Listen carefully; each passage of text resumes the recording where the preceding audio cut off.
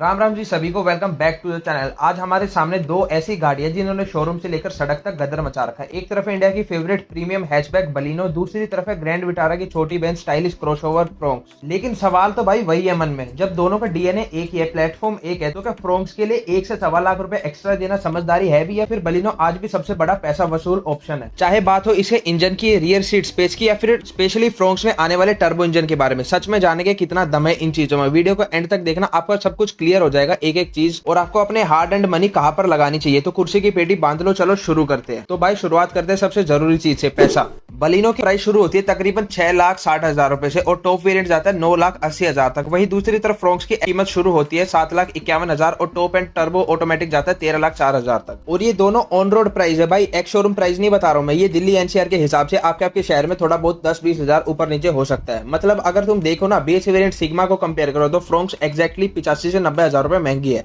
अब मेरा देसी दिमाग ये पूछता है भाई, ये 1 लाख रुपए एक्स्ट्रा देके मुझे मिल क्या रहा है? अगर तुम 1200 सीसी का नॉर्मल पेट्रोल इंजन ले रहे हो तो दोनों गाड़ियों में सेम इंजन मिलता है, 4 सिलेंडर ही मिलता है, माइलेज भी एक्जैक्टली सेम ही दे देगी, दोनों 1-2 ऊपर नीचे बस। पर फ्रोंक्स में तुम्हें मिलता है एसयूवी वाला स्टांस, हायर ग्राउंड क्लियरेंस और रोड प्रेजेंस। अगर तुम टॉप एंड टर्बो इंजन पर जाते हो तो फ्रोंक्स डायरेक्ट प्रीमियम एसयूवी की सेगमेंट की प्राइसिंग में घुस जाती है, तो उसका कोई मतलब नहीं बनता भाई इतनी महंगी देके छोटी गाड़ी लेने का। तो चलो जानते हैं ये एक्स्ट्रा पैसा जस्टिफाई हो भी पाता है या नहीं। देखो भाई, सिंपल भाषा में बताओ ना तो दोनों गाड़ियां लड्डू है, एक मोतीचूर का दूसरा बूंदी का। पहले बात करते हैं फ्रोंक्स के बारे में। फ्रंट से देखो भाई, ग्रैंड विटारा का छोटा रूप लगती है, वही बड़ी बड़ी सी ग्रिल, वही स्प्लिट एलईडी डीआरएल्स और नीचे डीआरएल के साथ एलईडी हेडलाइट। साइड प्रोफाइल पे जो क्लैडिंग लगाई है ना, उसने गाड़ी को पूरा मस्कुलर लुक दे दिया है। पीछे की तरफ split connected LED tail lamps, रास्ते पे चलती है तो लोग मुड़ मुड़ के जरूर देखेंगे। अब आते हैं इसकी बहन बलिनो पे। दोनों सेम गाड़ी है भाई। बलिनो का लुक एकदम क्लासी, वाइड और स्लीक हैचबैक वाला है। नए मॉडल में फ्रंट ग्रिल वाइड है, 3 पॉइंट एलईडी डीआरएल्स और जो इसकी बॉडी पे लाइंस है वो बहुत क्लीन लगती है। पीछे से भी ये काफी वाइड और स्टेबल लगती है। लेकिन अब आते हैं मेन पॉइंट पर, ग्राउंड क्लियरेंस। यहीं पर बात आके अटक जाती है और 1 लाख रुपए फालतू देने पड़ते हैं। बलिनो में मिलता है 170 mm का ग्राउंड क्लियरेंस। आम रास्तों के लिए अच्छा है, पर जब बड़ा स्पीड ब्रेकर या कच्चा रास्ता आता है ना, खासकर बारिश के मौसम में, तो थोड़ा ध्यान रखना पड़ता है। फ्रोंक्स में मिलता है पूरा 190 mm का ग्राउंड क्लियरेंस। यही 20 mm का फर्क पड़ जाता है। इंडियन रोड पे जमीन आसमान का फर्क ले आता है। और ये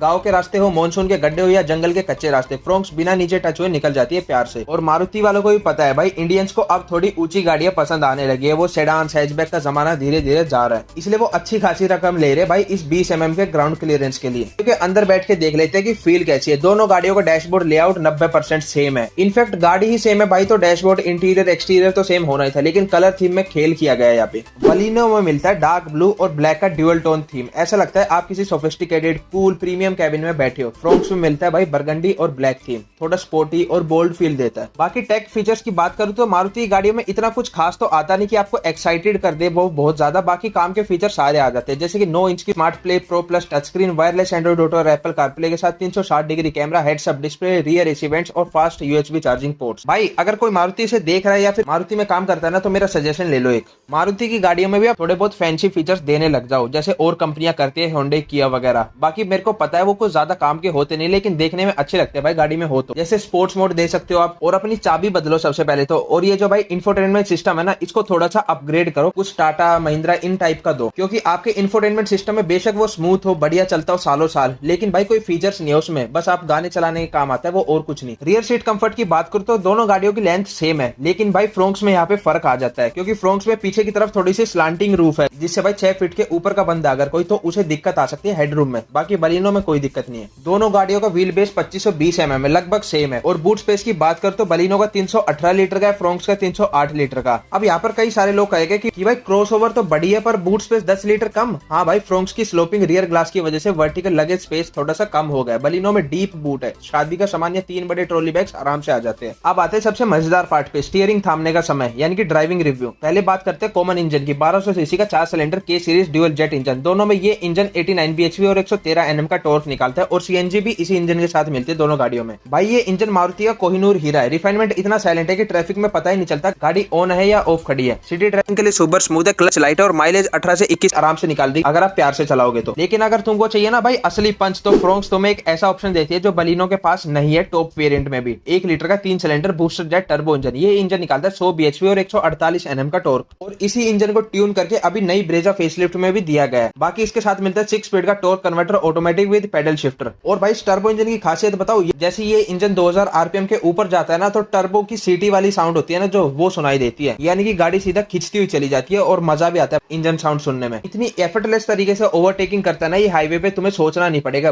बलिनो का 1200 सीसी का इंजन स्मूथ तो है, पर फ्रोंक्स का 1 लीटर टर्बो रॉकेट है। सस्पेंशन सेटअप की बात कर तो बलिनो का सस्पेंशन थोड़ा सॉफ्ट साइड पर है, सिटी के छोटे मोटे पोर्ट होल्स को आराम से एब्जॉर्ब कर देता है। वही फ्रोंक्स का सस्पेंशन थोड़ा सा स्टिफ सेटअप किया गया, क्योंकि ग्राउंड क्लियरेंस ज्यादा है, तो हाई स्पीड में फ्रोंक्स बॉडी रोल कम दिखाती है और ज्यादा ग्राउंडेड लगती है। अब आते हैं उस टॉपिक पर जिस पर आजकल के जेनजीज कुछ ज्यादा ही भरोसा करते हैं, सेफ्टी और बिल्ड क्वालिटी।